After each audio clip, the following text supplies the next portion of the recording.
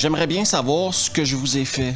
Oui, parce que Terminus est le film le plus demandé sur la chaîne. Je mérite ça, moi? Je mérite de passer 110 minutes de ma vie à regarder ce film-là? Je sais pas si je le mérite, mais je l'ai fait. Et aujourd'hui, vous l'aurez, votre vidéo sur Terminus. Parce qu'aujourd'hui, à Vendredi Nanar, de 1987 ou 86, c'est pas super clair sur Internet. Une coproduction franco-allemande. Johnny Hallyday en routier post-apocalyptique. Terminus. Et ça commence maintenant.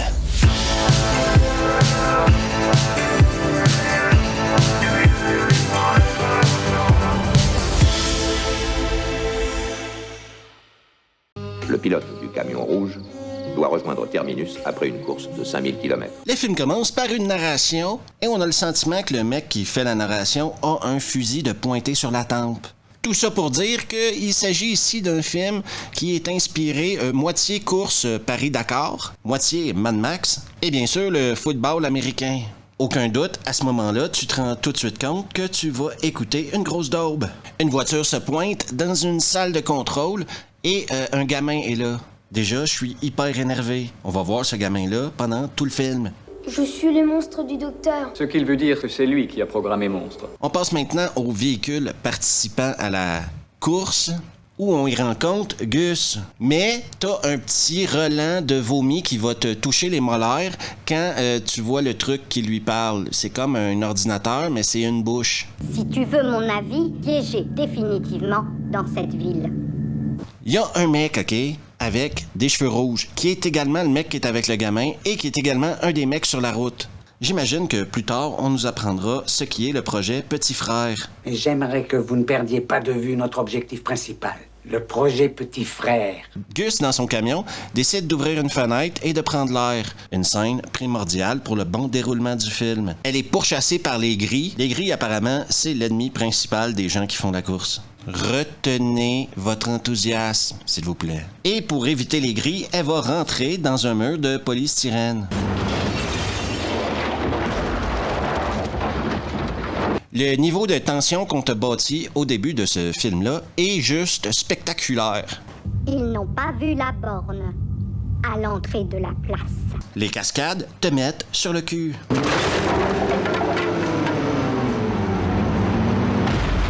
Et comme si c'était déjà pas assez dégueulasse, le mec avec les cheveux rouges, ils ont décidé de mettre plein de roues dans ce film-là. Apparemment, dans le futur, en France, il y a une épidémie de roues. Gus, elle, dans son camion, est en panique présentement pour une raison que je ne connais pas et surtout que je ne comprends pas. Une déviation. Étonnant. On peut la prendre? Trop tard.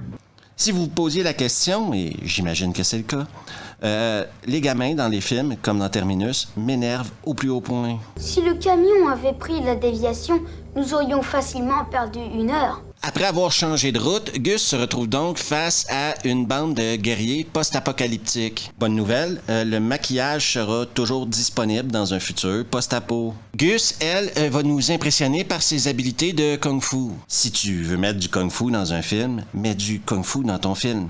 Prends au moins le temps d'apprendre à la fille d'avoir l'air de quelque chose quand elle donne un coup de poing. Tout ça nous mène à une des scènes les plus profondément débiles du film, où la fille qui est maintenant prisonnière va rencontrer Johnny et son bras de fer.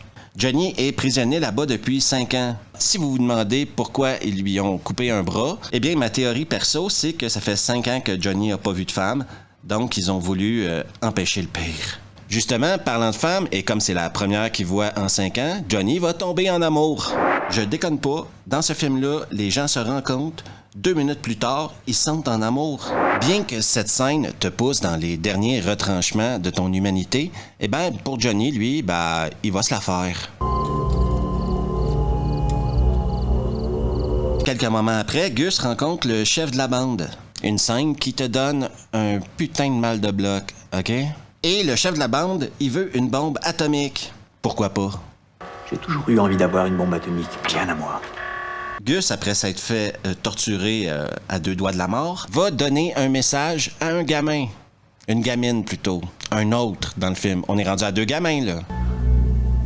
Dois me remplacer dans la La gamine en question va aller porter le message à Johnny qui, par miracle, a été libéré. Pourquoi ils l'ont libéré?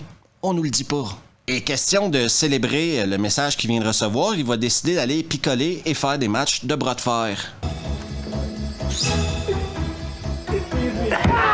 Des poids lourds, du bras de fer. Est-ce que ce serait une copie de Over the Top? Absolument pas, non. Johnny et sa gueule de bois vont tituber jusqu'au camion. Apparemment, maintenant, c'est lui le chauffeur du camion. La fille est morte. Ça vous choque, hein? Je comprends toujours pas pourquoi ils ont tué la fille, pourquoi Johnny n'est pas allé la sauver. Des fois, il faut abandonner l'idée d'essayer de comprendre et juste accepter ce qui se passe. Donc maintenant, le chauffeur de monstre, le camion, eh ben c'est Johnny. Nous avons parcouru 5 kilomètres. Les militaires ne sont pas dans mon radar. Il reste maintenant un peu plus d'1 heure au film et Johnny s'amuse avec un câble sous un pont. Ce pont-là représente la vengeance face aux mecs qui ont tué la fille. Et oui, je m'en fous, autant que vous. Mais bon, budget, explosion. Vous avez le bonjour de Gus. Salut toi qui regarde une vidéo sur Terminus. Savais-tu que j'ai regardé ce film au complet? Oui, c'est mon Vietnam. Alors n'hésite surtout pas à me redonner de la force en t'abonnant juste ici, en laissant un pouce bleu, activer les notifs et partager la vidéo avec tes potes. On retourne maintenant à Terminus. La gamine qui lui a donné le message se cachait dans une boîte à outils. Donc maintenant, à mon grand bonheur, la gamine voyage avec Johnny. De te parler de cette petite fille, princesse. Elle a été cachée dans le coffre à outils. Y a pas vraiment de mots pour vous dire à quel point la bouche qui parle me donne la gerbe. À ce point-là du film, j'ai plus ou moins abandonné l'idée de comprendre ce qui se passe. Afin de survivre à mon expérience, j'ai besoin de me projeter dans des souvenirs cinématographiques qui me redonnent envie de vivre. Je vous dis qu'il faut rester cool. Mais soyez cool. Retournons au film avec une nouvelle énergie. C'est maintenant à Johnny de traverser les douanes. Les douanes pour où? C'est pas spécifié. Pourquoi on passe à travers les douanes? Ça non plus, on nous le dit pas. Mais il va traverser les douanes.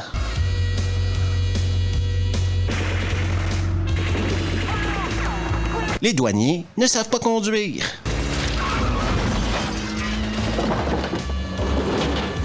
Et pour une fois, je suis d'accord avec Johnny. Écoute, je n'ai aucune confiance en toi, machine.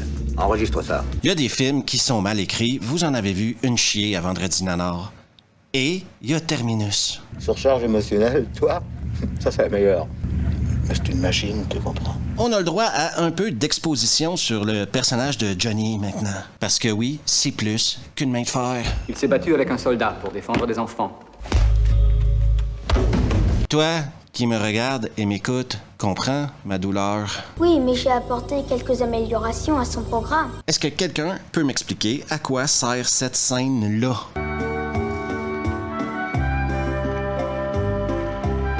Johnny doit maintenant réparer l'intelligence artificielle sous le camion. Et comme moi, il n'a aucune idée de ce qu'il fout là. Oh putain. Afin de rester réveillé, je pense à Kevin Bacon.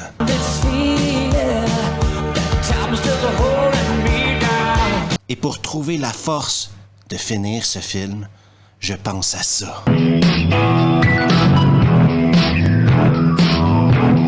Je vous avoue que je me suis un peu égaré dans mes idées, mais apparemment, Johnny est maintenant prisonnier et il aurait perdu la course. Tôt ou tard, nous saurons tout. Alors, vous m'expliquerez? Et rendu là, qui d'autre que la gamine princesse peut venir le sauver? Johnny, en route vers Terminus, est toujours pourchassé par les grilles. Encore des grilles. Dans la salle de contrôle, les roues commencent à s'inquiéter et le gamin va leur foutre une chiasse. Si vous avancez, je vous dirai qui est monsieur. Et vous êtes tous morts. On apprend maintenant c'est quoi le projet Petit Frère, c'est ce mec-là. Et ce mec-là a joué dans plein de films de Uwe Boll. Je comprends maintenant pourquoi. Après que Johnny lui ait bien bastonné la gueule, il va trouver ça dans son camion. Et non, je comprends pas plus que vous, c'est quoi ça? Malheureusement pour Johnny, le gars, OK, il avait tout prévu. Par exemple, il avait caché une dague sous la porte arrière de son camion. Un endroit où tous les camionneurs cachent des dagues.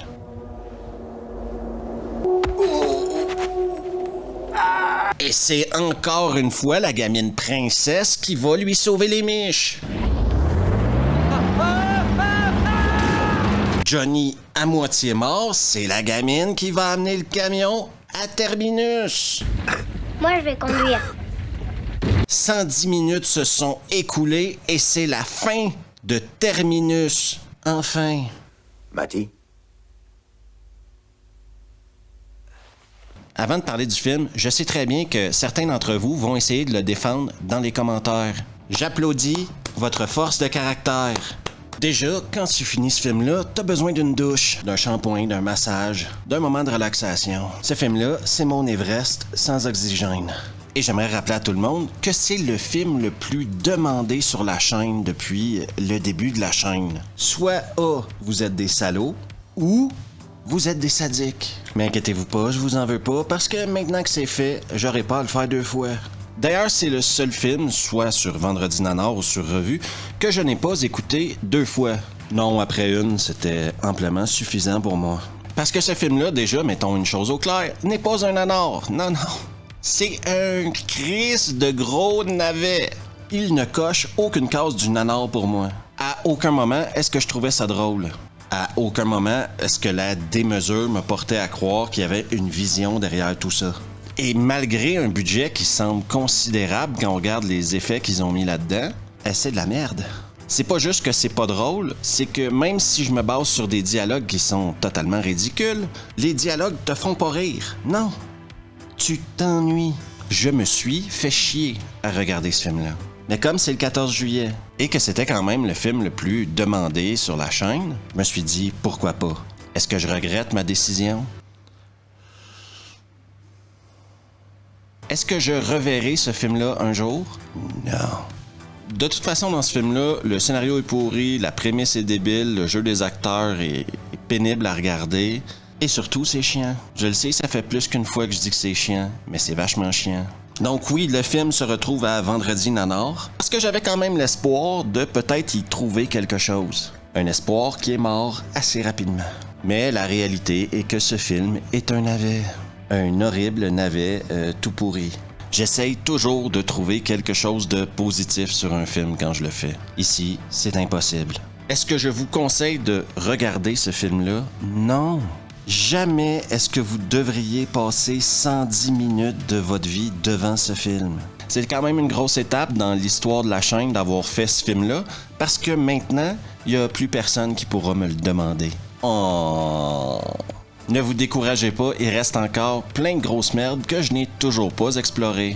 Donc merci à tout le monde d'avoir pris le temps d'écouter la vidéo et si vous aimez le contenu, n'hésitez surtout pas à vous abonner juste ici, à laisser un pouce bleu, activer les notifs, partager la vidéo avec vos potes et on se revoit la prochaine fois.